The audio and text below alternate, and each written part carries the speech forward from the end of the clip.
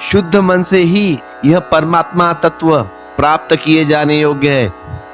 इस जगत में एक परमात्मा के अतिरिक्त अन्य कुछ भी नहीं। इसीलिए जो इस जगत को अनेक की भांति देखता है वह मनुष्य मृत्यु से मृत्यु को प्राप्त होता है, अर्थात बार बार जन्मता और मरता है। शुद्ध मन को समझना होगा। साधारणतः शुद्ध मन के संबंध में जो धारणा है वह बड़ी भ्रांति है। शुद्ध मन से लोग समझते हैं सात्विक विचार वाला मन। शुद्ध मन से लोग समझते हैं नैतिक रूप से प्रतिष्ठित मन। शुद्ध मन से लोग समझते हैं जिसे हम बुरा कहते हैं, अनैतिक कहते हैं, अनाचार कहते हैं, उस सब से मुक्त हुआ मन। लेकिन उपनिषद इस मन को भी अशुद्ध ही कहेंगे। उपनिषद की भाषा में शुद्ध मन वह है जहां न तो बुरा रह जाता है और न भला रहता है, जहां नीति रह जाती है न अनीति, जहां न शुभ बचता है न अशुभ, जहां विचार की सारी तरंगें समाप्त हो जाती है। जब तक विचार शेष है तब तक मन अशुद्ध है। साधु का मन भी अशुद्ध है और असाधु का मन भी अशुद्ध है। असाधु के मन की अशुद्धि है बुरे विचार और साधु मन की अशुद्धि है भले विचार। देखिए यहाँ पे साधु के मन की जो विचार है उसे भी कहा है अशुद्ध विचार। भले विचार है ना वो भी अशुद्ध है। संत शुद्ध मन वाला है, न वह अच्छे विचार उसके पास बचे हैं ना बुरे विचार बचे हैं। अब ये थोड़ा मामला जटिल है क्योंकि हम अच्छे विचारों को ही शुद्ध मान लेते हैं। अच्छे विचार यानी शुद्धतम मन। अच्छा विचार ही विजातीय है। अच्छा विचार भी मन के तरंगे पैदा करता है। अच्छा विचार भी मन में अशांति लाता है। अच्छा विचार भी मन की सीमा बनाता है। शुद्ध मन तो तब है जब वहां कोई भी विजातीय तत्व न रहे।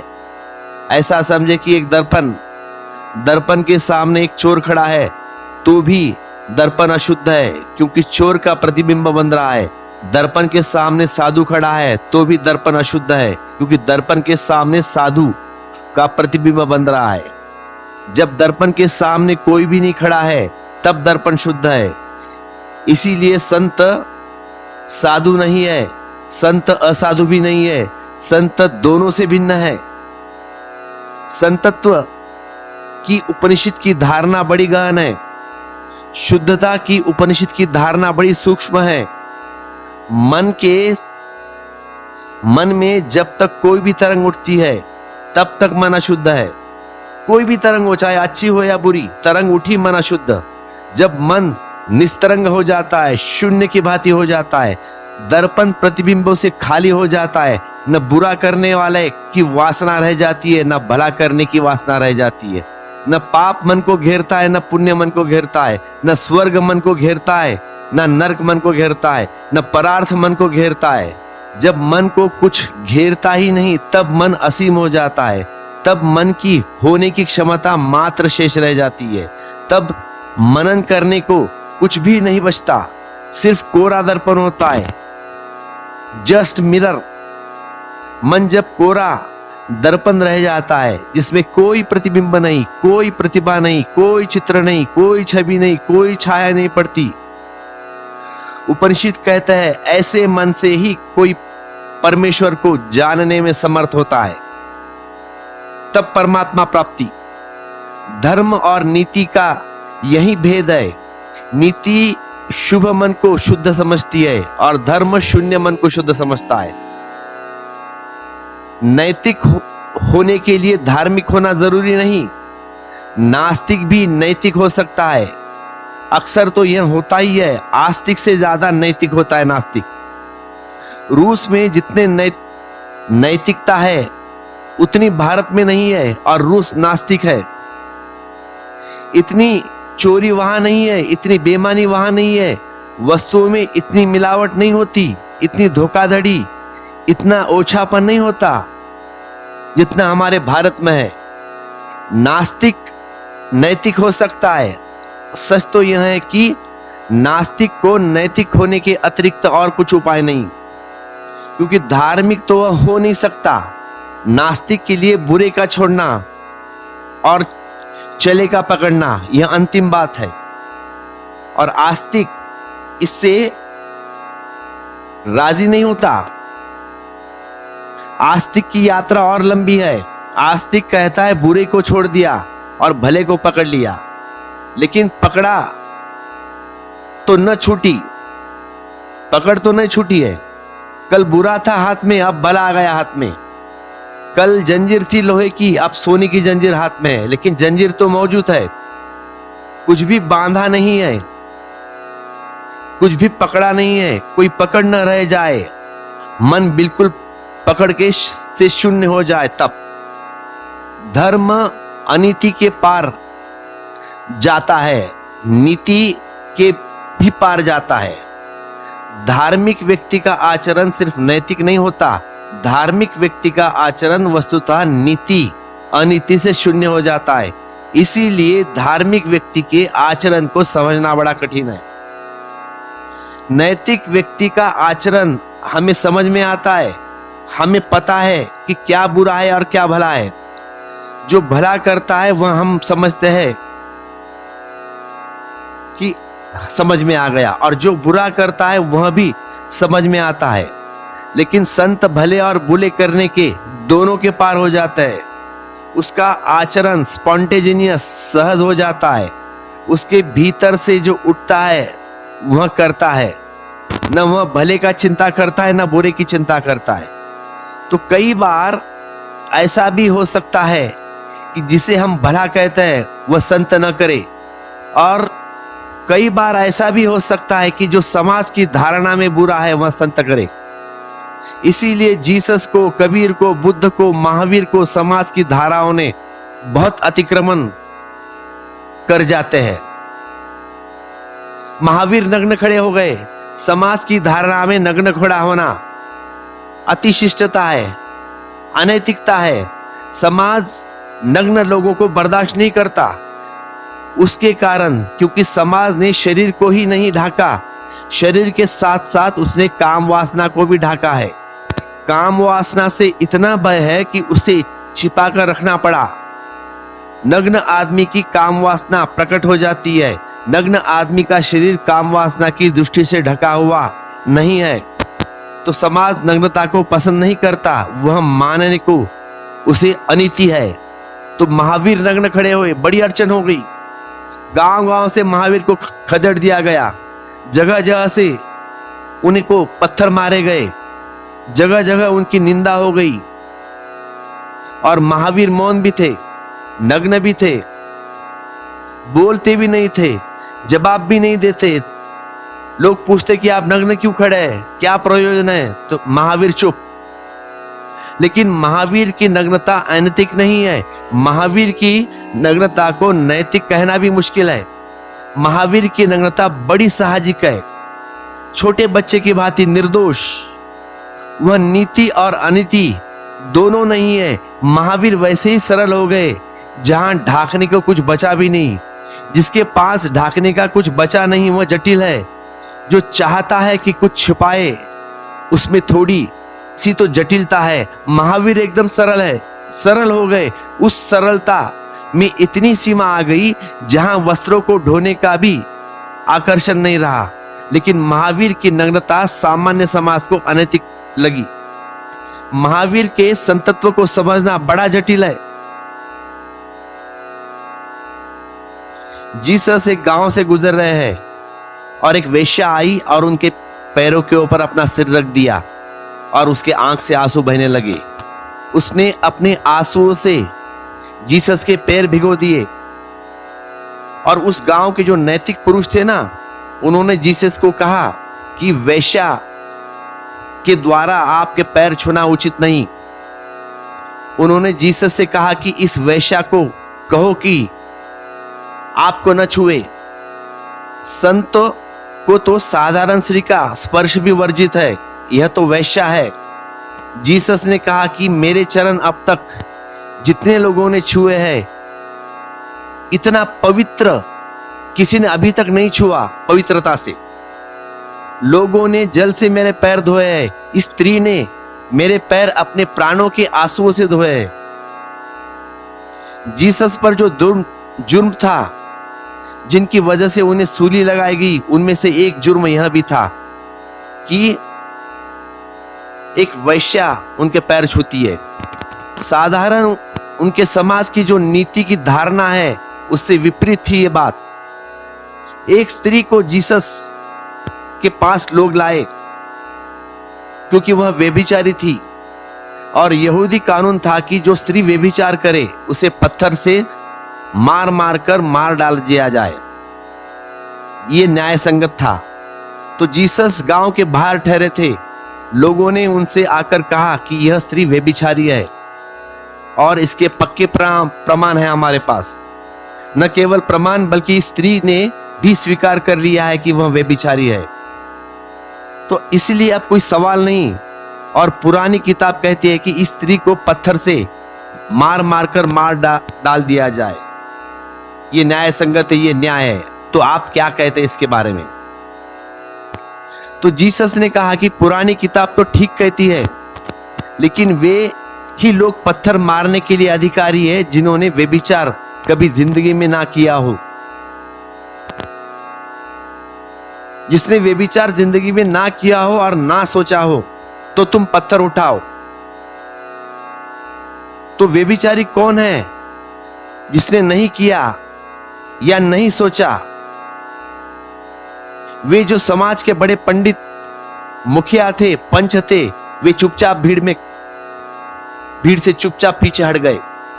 धीरे धीरे लोग जो पत्थर लेकर आए थे वे पत्थर छोड़कर गांव की तरफ गए वापस, क्योंकि ऐसा एक भी आदमी नहीं है उस गांव में कि जो कभी उसने व्यभिचार किया हो ना सोचा हो। जीसस पर यह भी एक जुर्म था कि उन्होंने एक व्यभिचारी स्त्री को बचाया। जीसस का व्यवहार नीति के सामान्य दायरे में नहीं बैठता। ऑब्वियसली साहजिक है, जो सहज उनकी चेतना में उठ रहा है वह कर रहे हैं। वे न तो सोचेंगे कि समाज की धारणा से मेल खाता है या नहीं खाता है। वह विचार नैतिक व्यक्ति करता है।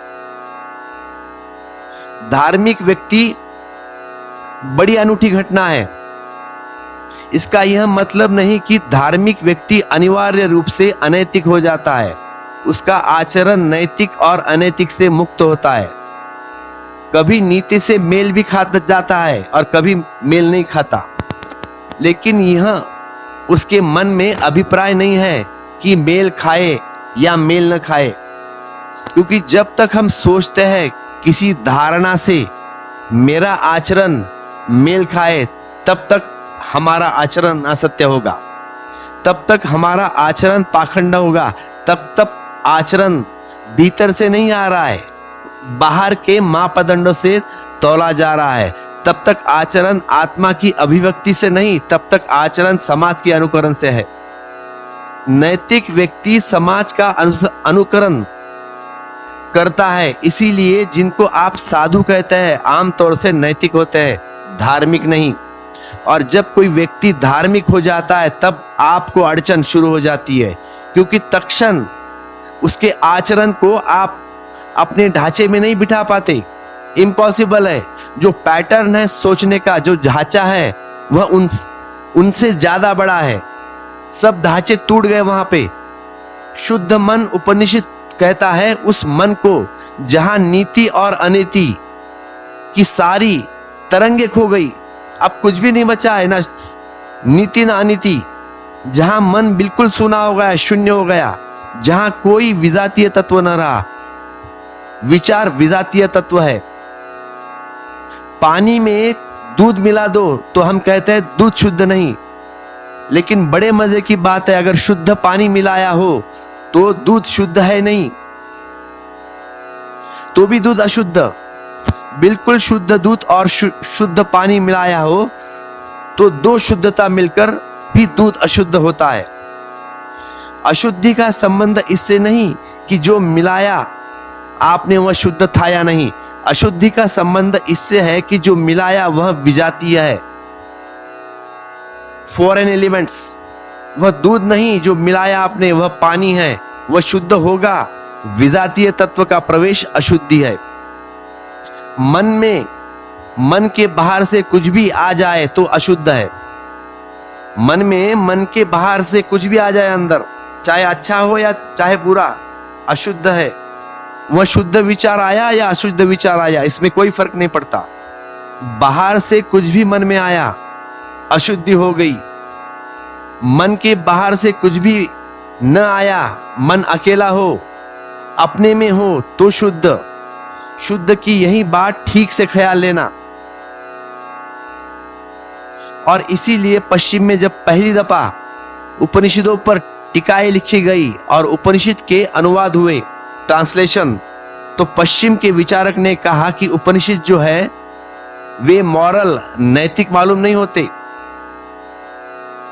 ड्यूडसन ने अपनी प्रसिद्ध अनुवाद में यह शंका जाहिर की है कि उपनिषदों में कोई नैतिक शिक्षा नहीं है, जैसे बाइबल में है कि चोरी मत करो, बेईमानी मत करो, परस्त्रीगमन मत करो। ऐसी साफ साफ कोई नैतिक शिक्षा उपनिषद में नहीं है। ड्यूसन ने शंका ठीक है, लेकिन ड्यूसन की व्याख्या ठीक नहीं। ड्यूसन बिल्कुल ठीक कह रहा है कि जैसे पुराने बाइबल में सीधा उपदेश है, 10 कमांड्स है, 10 आशाएं, ऐसा करो ऐसा मत करो, ऐसा उपनिषद में कुछ भी नहीं है। उपनिषद असल में करने की बात ही नहीं करता। उपनिषद कहता है कि ऐसा हो जाओ, करना गौण है, कृत्य गौण है, होना वास्तविक है। उपनिषद यह नहीं कहता कि तुम अच्छा करो या बुरा मत करो। उपनिषद कहता है कि तुम परमेश्वरम हो जाओ, फिर तुमसे जो भी होगा वह अच्छा होगा, लेकिन वह तुम्हारी चिंता नहीं, फिर तुमसे कोई बुरा नहीं होगा फिर, लेकिन वह तुम रोकना नहीं पड़ेगा। तुम परमेश्वरम हो गए, तुमको फिर कुछ नहीं करना पड़ेगा, तुमसे जो भी होगा वह अच्छा ही होगा। उपनिषद की धारणा यह है कि जब तक बुरे को मुझे रोकना पड़े तब तक वह मुझ में है, जब तक अच्छे को मुझे चेष्टा से करना पड़े तब तक वह मेरे वास्तविक संपदा नहीं है, तब तक सब झूठ है, पाखंड है, ऊपरा ऊपरी, तब तक मेरे भीतर कोई भी ज्योति नहीं जगी। इसीलिए उपनिषद कहता है कि तुम्हारा बाइंग, तुम्हारा अस्तित्व, तुम्हारा आत्म रूपांतरण हो जाए तो तुम्हारा आचरण में अपने आप उसके पीछे आएगा।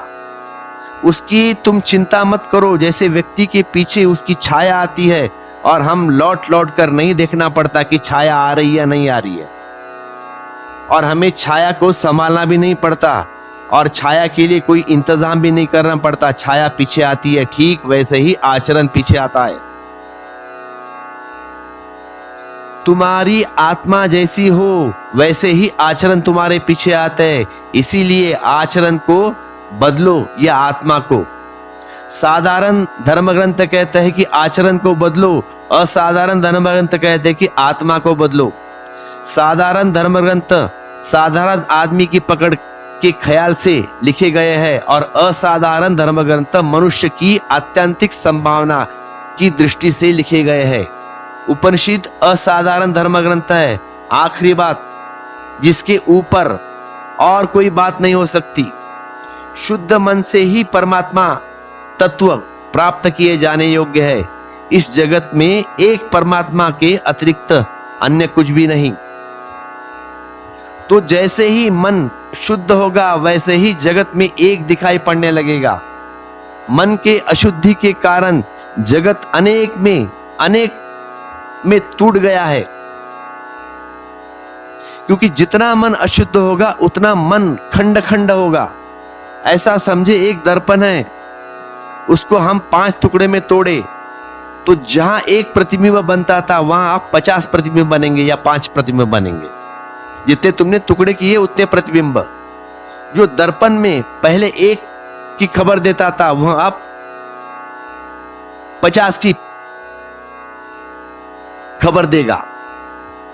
5 टुकड़े किए या 50 टुकड़े किए उतनी खबर देगा वो दर्पण, क्योंकि हर टुकड़ा एक दर्पण है।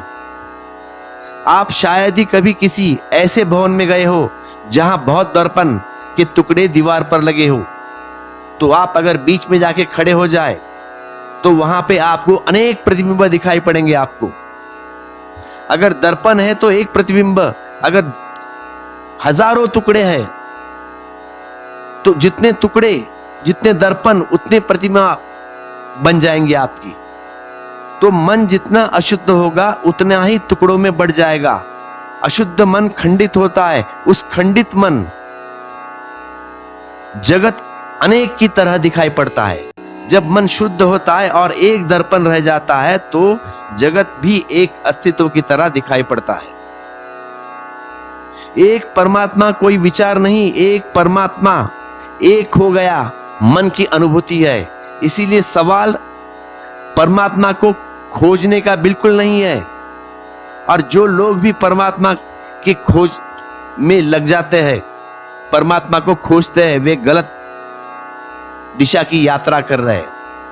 असली सवाल मन की एकता को खोजने का है। तो लोग कहते हैं कि परमात्मा कहाँ है, यह बात तो फिजूल है।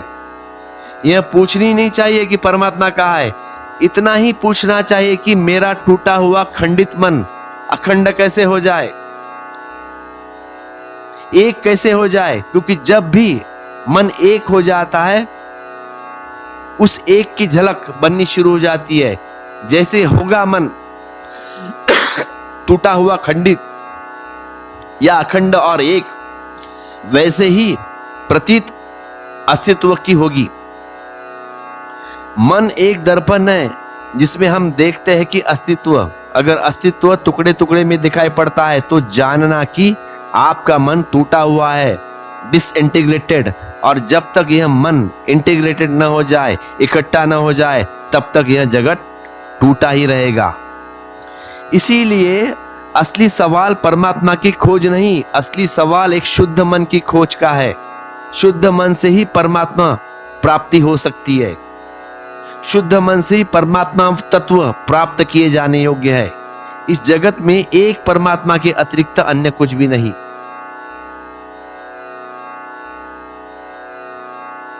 विज्ञान पदार्थ के माध्यम से एक पर पहुंच गया, धर्म चेतन के माध्यम से एक पर पहुंचा है। इसीलिए विज्ञान कहेगा विद्युत और धर्म कहेगा परमात्मा। दोनों की यात्राएं अलग अलग है, लेकिन निष्पत्ति बड़ी करीब आई है। एक बात पर दोनों राजी है कि सब एक ही विस्तार है।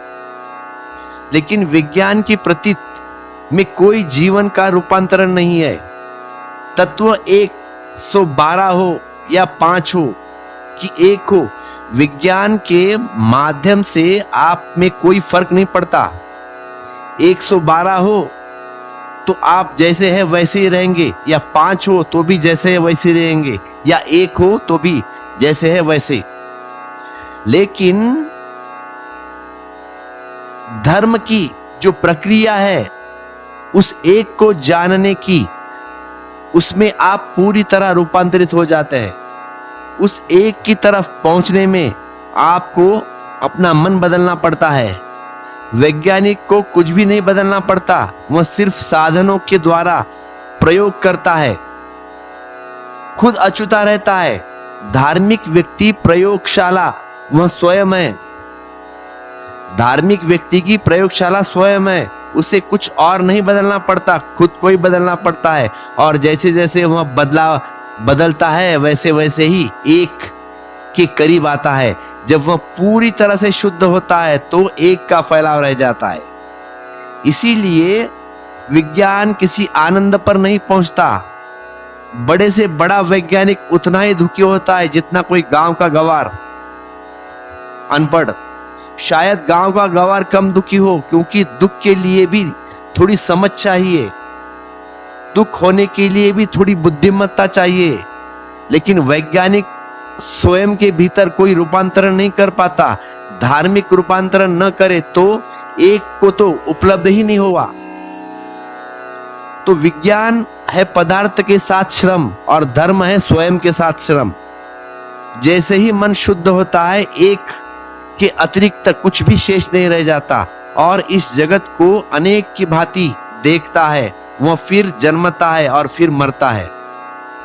हमारे जन्म और मरण का एक ही कारण है, और वह कारण यह है कि हम उस महासागर को नहीं देख पाते जो हम है।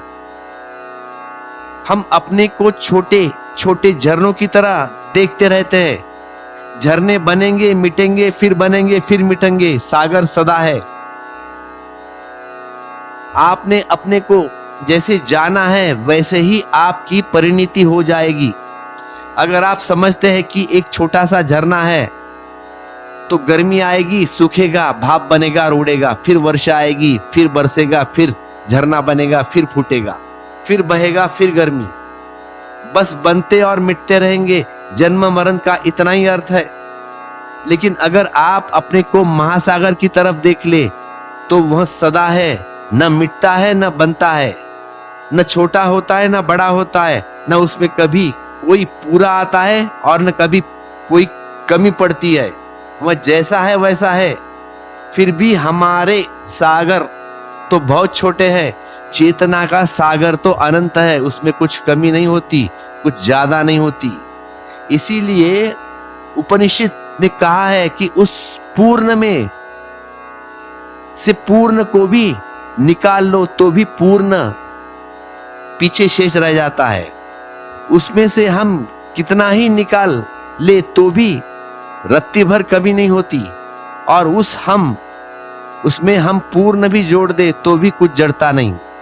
क्योंकि अनंत का अर्थ ही होता है जिसमें से कुछ घटा हुआ, कुछ जोड़ा, कोई फर्क नहीं पड़ता।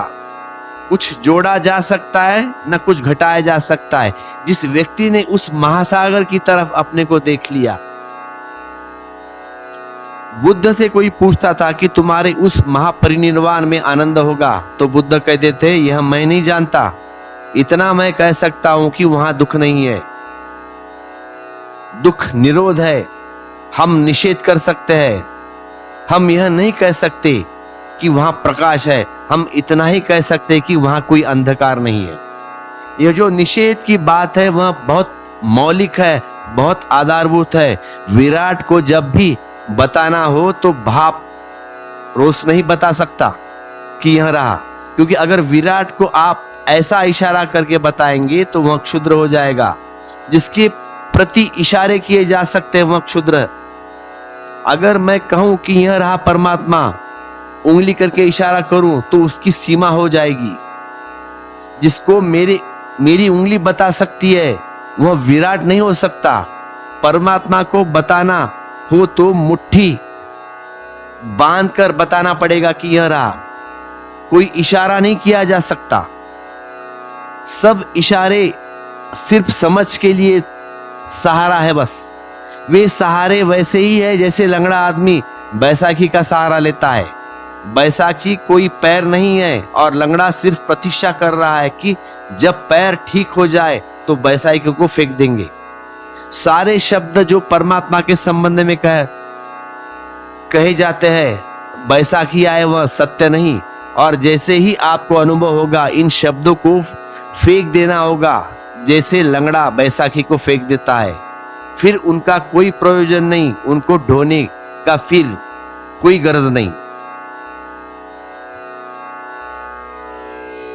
अंगुष्ठ मात्र परिणाम वाला परम पुरुष परमात्मा शरीर के मध्य भाग हृदयाकाश में स्थित है, जो कि भूत, वर्तमान और भविष्य का शासन करने वाला है। उसे जान लेने के बाद व्यक्ति किसी की भी निंदा नहीं करता। यही है वह परमात्मा जिसके विषय में तुमने पूछा था नचिकेता। यह थोड़ा विवादाग्रस्त सिद्धांत है। लंबा विवाद रहा है कि आत्मा का आकार क्या है, शरीर में उसका स्थान कहाँ है। उपनिषद मानते हैं कि अंगूठे के बराबर अंगुष्ठ मात्र उसका आकार है और शरीर के मध्य भाग में हृदयाकाश में वह स्थिति है। मतलब आत्मा तुम्हारे हृदय में है, छोटे से वर्ड में। अब जैनों की धारणा है कि यह बात अजीब है। अंगूठे इतना आत्मा, अंगूठे के बराबर। जैनों की धारणा है कि आत्मा पूरे शरीर में व्याप्त है और शरीर के आकार की है, लेकिन उसमें भी बड़ी झंझट है, क्योंकि चींटी मरकर हाथी हो सकती है।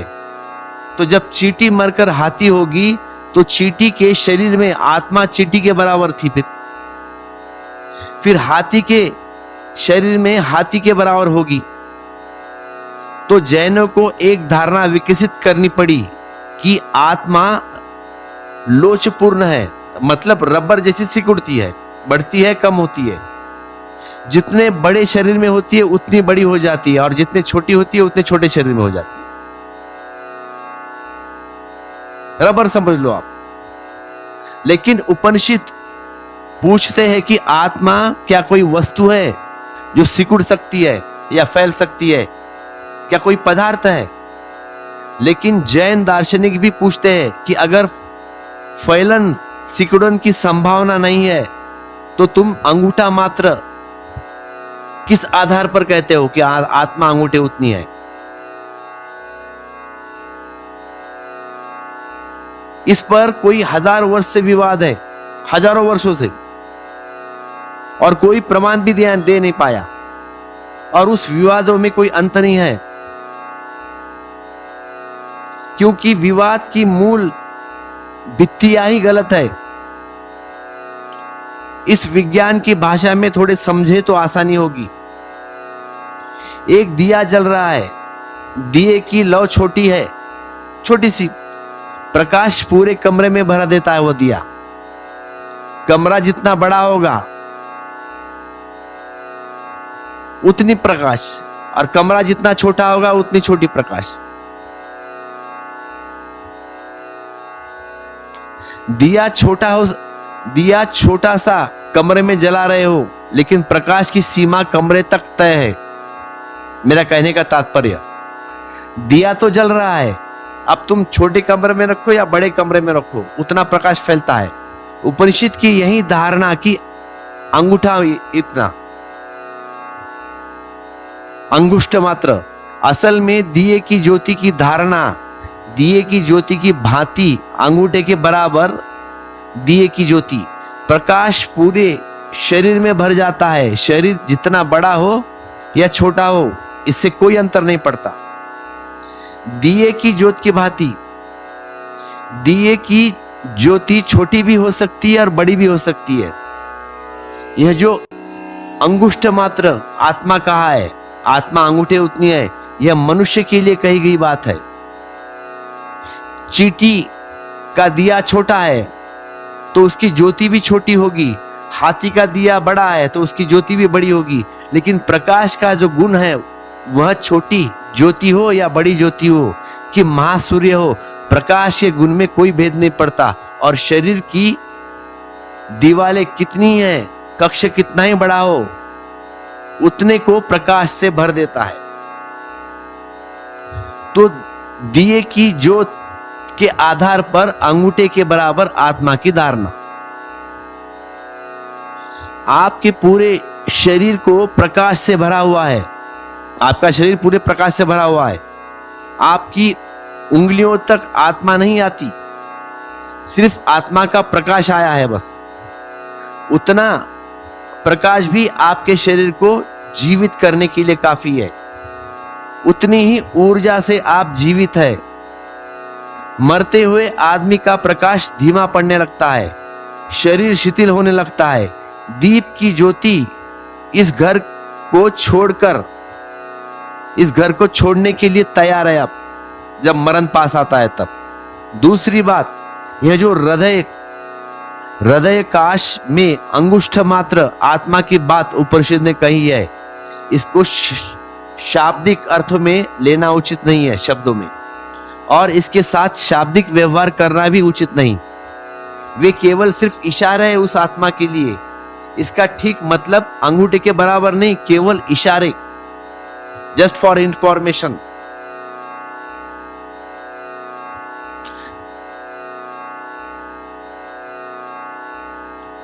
इस शरीर के ठीक हृदय के मध्य में आत्मा का संस्पर्श है। उपनिषद की धारणा यह है कि आत्मा तो सब जगह व्याप्त है, परमात्मा सबको घेरे हुए है, लेकिन परमात्मा सबको घेरे हुए है, पर आपके भीतर परमात्मा का जो कांटेक्ट संपर्क स्थल है वह हृदय के मध्य में छोटी सी जगह है, वहां से परमात्मा से आप जुड़े हैं, वहां से प्लग है। बस आपके बल्ब लगाया है एक छोटी सी जगह में, वहां बल्ब लगाया गया है और वहां से प्रकाश फैलता है। बिजली की बड़ी धारा पीछे है, आप 5 कैंडल का बल्ब लगाए हैं तो 5 कैंडल का प्रकाश मिल रहा है, 5 कैंडल का लगाया है तो 5 कैंडल का, और 5000 कैंडल का लगाया है तो 5000 कैंडल का, वैसे प्रकाश मिलेगा। पीछे अनंत धारा है, लेकिन आपके बल्ब, आपका जो बल्ब, आपकी जो क्षमता जितनी है उतना प्रकाश। हम सब की आत्माएं तो समान है, क्योंकि हम सब परमात्मा से जुड़े हैं, हमारे भीतर परमात्मा का जोड़ है, उसका नाम है आत्मा। फिर जितनी हमारी क्षमता है उतना हम सब जुड़े हैं महासूत्र से, उस परमात्मा से। चींटी बहुत छोटी है तो उसका छोटा सा कैंडल, आदमी उससे चींटी से बड़ा है तो उतना बड़ा प्रकाश। लेकिन जो हमारा जो महासूत्र है, भले चींटी का हो या हाथी का या और किसी का, प्राणी का, सबका महासूत्र समान है। आपके भीतर उस महासूत्र का जो संपर्क स्थल है, उपनिषद उसकी बात कर रहे हैं कि वह अंगूठे की तरह छोटी सी जगह पर आपके भीतर है, जहां आप परमात्मा से जुड़े हैं। और आप जितने शुद्ध होते चले जाए उतने ही उस महासूत्र से ज्यादा शक्ति उपलब्ध होती चली जाएगी। आपकी शुद्धता पर निर्भर होगा। अगर आप पूर्ण शुद्ध हो जाए तो परमात्मा का महासूत्र आपसे प्रकट होना शुरू हो जाएगा। हमने जिन पुरुषों को अवतार कहा है, तीर्थंकर कहा है, बुद्ध कहा है, वे वैसे लोग हैं जिन्होंने अपने को इतना शुद्ध कर लिया कि खुद बचे ही नहीं, तो उनके भीतर से महासूत्र प्रकट हो गया। तो फिर हमने उन्हें मनुष्य कहना उचित नहीं समझा, फिर हमने ठीक समझा कि वे जिस महासूत्र के साथ एक हो गए, हम उन्हें उस महासूत्र के नाम से स्मरण कर रहे, वह नाम दे दिया हमने। अंगुष्ठ मात्र परिणाम वाला महापुरुष शरीर के मध्य भाग हृदय काश में स्थित है, कि जो भूत, वर्तमान और भविष्य का शासन करने वाला है। उस ज्ञान, उसे जान लेने के बाद व्यक्ति किसी की निंदा नहीं करता। यही है वह परमात्मा जिसके विषय में तुमने पूछा था। अंगुष्ठ मात्र परिणाम वाला परम पुरुष परमात्मा धूम्र रहित ज्योति की भांति भूत, वर्तमान और भविष्य पर शासन करने वाला वह परमात्मा आज है और वह कल भी है, अर्थात वह नित्य सनातन है। यही है यह परमात्मा जिसके विषय में तुमने पूछा था। धूम्र रहित ज्योति समझने जैसी है। आप जो भी ज्योति जलाते हैं वह कहीं से होती है, वह कसैत होती है, उसमें धुआं होता है। अब धुआं क्यों होता है ज्योति में? धुआं किस कारण होता है? ज्योति के हाथ में, ज्योति के हाथ है धुएं में, ज्योति के स्वभाव में बात है जिसके धुआं हो। नहीं, धुआं होता हो ईंधन के कारण। ज्योति के स्वभाव से धुएं का कोई संबंध नहीं है, और जितना ईंधन गीला हो उतना धुआं ज्यादा, ईंधन सूखा हो तो धुआं कम हो। गीली लकड़ी जलाए तो धुआं तो होने वाला है। ज्योति को पता नहीं चलता, सूखी लकड़ी जलाए तो धुआं कम हो रहा है। ज्योति को पता चलता है बिल्कुल सूखी लकड़ी हो तो धुआं करीब करीब ना के बराबर। इससे एक बात साफ है कि धुएं का कोई संबंध ईंधन से नहीं, ज्योति से नहीं।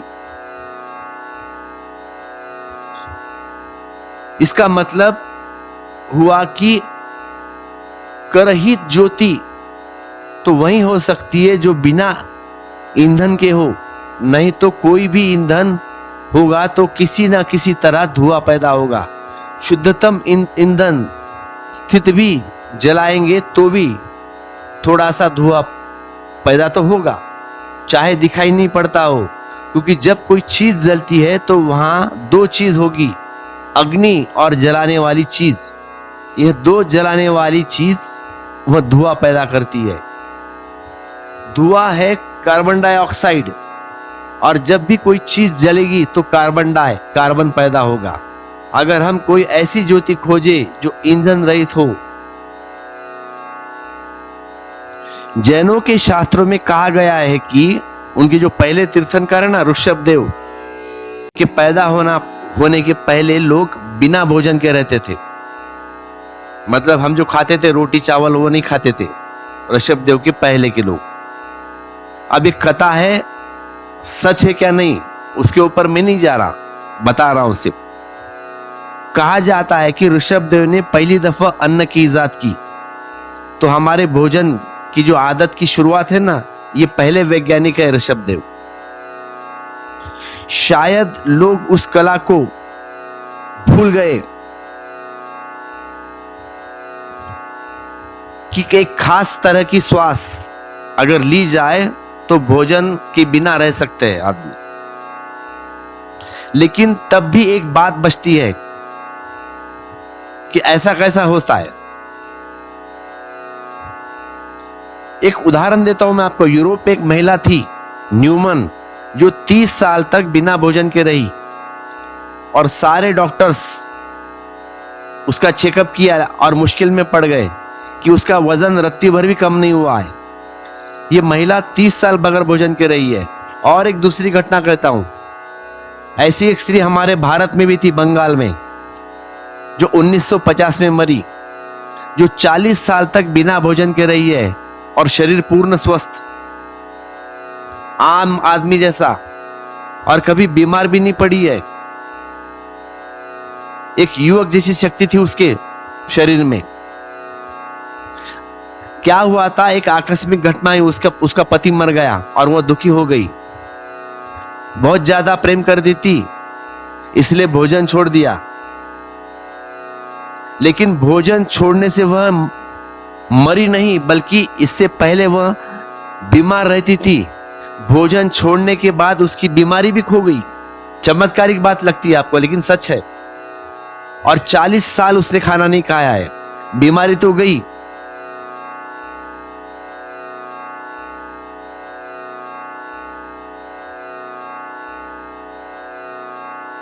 अभी 2 उदाहरण दिए हैं मैंने, लेकिन तब भी एक बात बचती है कि ये 2 महिलाएं श्वास तो लेती होंगी, तो श्वास से भी भोजन मिल सकता है। वृक्ष को जो श्वास से ही भोजन मिल रहा है ना, पेड़ पौधे हैं, कोई वजह तो नहीं, आदमी को क्यों ना मिले फिर?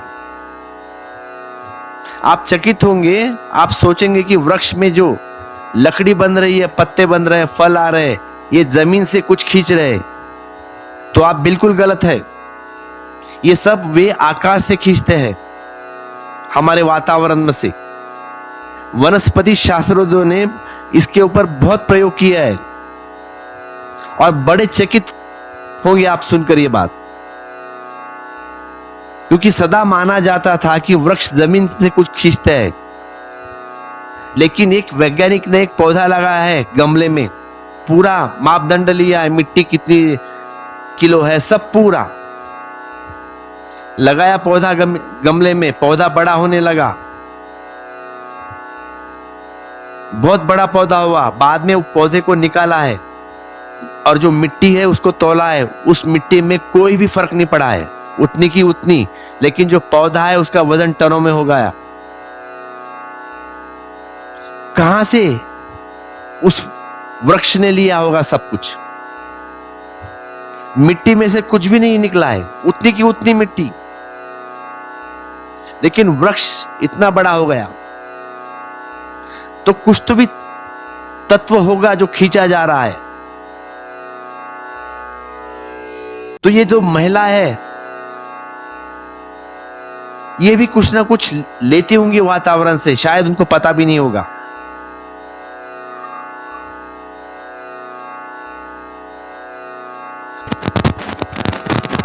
महावीर भी बहुत वर्ष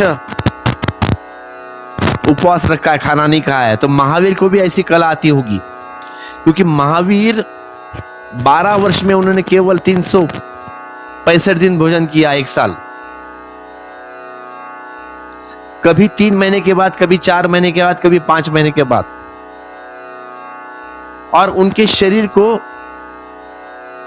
देख के ऐसा नहीं लगता कि ये आदमी भूखा रहा होगा। शरीर एकदम बलिष्ठ, ताकतवर शरीर एकदम। और आप देखो आज के जैन मुनि अगर 2 महीना 3 महीना उपवास करते हैं तो हड्डी हड्डी हो जाते हैं, लेकिन महावीर एकदम बलिष्ठ है उपवास करके भी। 12 वर्ष में 1 साल उन्होंने खाना खाया है। तो महावीर को इस कला का कुछ ना कुछ पता होता, शायद होगा ही, जरूर कुछ सूत्र जानते होंगे महावीर, जिससे श्वास से ईंधन लिया जा सके। तो ये दो महिलाएं इतना तो सिद्ध करती है कि बिना भोजन के आदमी जी सकता है, रह सकता है, लेकिन बिना श्वास के जीने का प्रमाण भी है। और आपको सुनकर बहुत अजब लगेगा ये। 1880 में एक सूफी फकीर इजिप्ट में समाधिस्थ हुआ है, और उसने कहा कि 40 साल के बाद उसकी समाधि को खोलना है।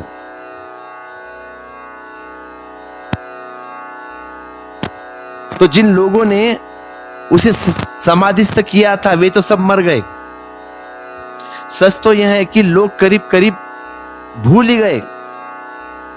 40 साल 1920 में अचानक किसी आदमी के हाथ में 40 साल पुराना अखबार लग गया, और उसने खबर दी कि एक आदमी आज समाधिस्थ हो रहा है और 40 साल के बाद उसे समाधि को खोलना है। तो उसने सरकार को लिखा कि उस आदमी की कब्र खोद दी जाए जहां 40 साल से वह गड़ा था। तो उस कब्र को खोदा गया और वह आदमी जिंदा मिला है। 40 साल बिना श्वास के जिया और निकलने के बाद 1 साल जिंदा रहा है। भारत के बहुत से योगी 3 महीने 3 सप्ताह इत्यादि प्रयोग करते हैं, लेकिन 3 सप्ताह के प्रयोग बहुत सिद्ध नहीं करता कोई, क्योंकि जिस गड्ढे में उनको दबाया जाता उस गड्ढे में इतनी ऑक्सीजन रहती तो 3 सप्ताह तक चलती, मगर 40 साल तक चलने वाली ऑक्सीजन छोटे से गड्ढे में असंभव है।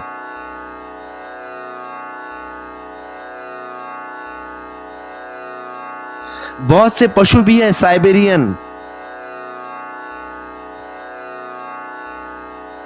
जहां 6 महीने साइबेरियन में रात होती है, क्योंकि 6 महीने दिन और 6 महीने रात। तो जब 6 महीने रात होती है तब सब बर्फ जम जाती है, तो भालू सो जाता है श्वास बंद करके बर्फ में। 6 महीने तक वह श्वास बंद किए पड़ता है, और 6 महीने बाद जब सूरज उगता है तब फिर गर्मी बढ़ जाती है, बर्फ पिघलती है, फिर वह भालू सांस लेता है। 6 महीने तक अगर भालू बिना श्वास के रहता है जीवित, तो आदमी क्यों नहीं रह सकता। हमारे मुल्क में मेंढक भी बिना श्वास के जमीन में दब जाते हैं और वर्षों बाद जीवित हो जाता है। श्वास बंद जमीन में, श्वास की प्रक्रिया थम हो गई, लेकिन वह मरता नहीं। वर्षा आती है, फिर मेंढक जाग गया। लंबी नींद बिना श्वास के हो सकती है। आदमी के भीतर वस्तुतः समस्त जीवन की के भीतर एक तत्व है जो बिना ईंधन के चल रहा है। इस बिना ईंधन की ज्योति को उपनिषद कहते हैं धूम्र रहित ज्योति। अंगुष्ठ मात्र परिणाम वाला परम पुरुष परमात्मा ध्रुव रहित ज्योति की भांति है। भूत वर्तमान और भविष्य पर शासन करने वाला वह परमात्मा ही आज है, वही कल भी है। वह नित्य सनातन है। उसके मिटने का कोई उपाय नहीं, क्योंकि जिसके जीवन का कोई कारण नहीं उसकी मृत्यु का भी कोई कारण नहीं। जिसके लिए ईंधन की भोजन की कोई जरूरत नहीं, जो अपने में पर्याप्त है, उसके मिटने का कोई उपाय नहीं। अगर आप किसी चीज पर निर्भर है तो मिटेंगे, क्योंकि जिस चीज पर निर्भर है अगर वह मिट जाए तो आपके बचने की संभावना नहीं। परमात्मा स्वयंभू स्वयं परिपूर्ण है, स्वयं आत्मशक्ति है, किसी पर निर्भर नहीं। इसीलिए जगत चला जाता है, चलता रहता है, अस्तित्व बहता रहता है। यह कभी नष्ट न होता है न कभी पैदा होता है। यही है परमात्मा जिसके विषय में तुमने पूछा था। जिस प्रकार ऊंची शिखर पर बरसा हुआ जल पहाड़ के नाना स्थलों में चारों ओर चला जाता है, उसी प्रकार भिन्न भिन्न धर्मों से युक्त देव, असुर, मनुष्य आदि को परमात्मा से पृथक देखकर उनका सेवन करने वाला मनुष्य उन्हीं के पीछे दौड़ता रहता है, अर्थात उन्हीं के शुभाशुभ लोकों में और नाना ऊंची नीची योनियों में भटकते रहता है। तो यमराज कहते हैं, हे गौतमी वंशी नचिकेता, जैसे वर्षा का शुद्ध जल अन्य जलों में मिलकर वैसे ही हो जाता है, उसी प्रकार परमेश्वर को जानने वाला संत जन को आत्मा परमेश्वर हो जाता है। अनेक और एक ये दो दृष्टियां है। जिसको अनेक दिखाई पड़ता है वह अंधा है। उसके पास अंधे की दृष्टि है, जिसको एक दिखाई पड़ता है वह आंख वाला। उसी की आंख खुल गई, वह क्षुद्र दीवारों पर नहीं देखता, यह सब के भीतर व्याप्त एक तत्व को देखता है। तो यमराज कहते हैं कि हे नचिकेता, ऐसा एक को जानने वाला व्यक्ति जैसे वर्षा का जल बहकर बह रहा है सागर में, एक हो जाता है। सागर जैसा ही हो जाता है, ऐसा एक को देखने वाला व्यक्ति बह बहकर परमात्मा के सागर में एक हो जाता है। हमारी पीड़ा यही है कि हमारा बहाव रुक गया। हम जब गए फ्रोजन हो गए, अकड़ गए, जैसे कोई झरना बर्फ हो गया। वह बह नहीं सकता, वह सागर तक जा नहीं सकता। गर्मी चाहिए, पिघलना चाहिए, धूप चाहिए तब पिघले। एक मेल्टिंग, एक पिघलने की जरूरत, ताकि वह बह सके, सागर की तरफ जा सके। इस सब अपने अपने शरीरों में जम गई है, बर्फ की तरह हो गए। तपस्या, साधना, पिघल लाने के उपाय। यहां हम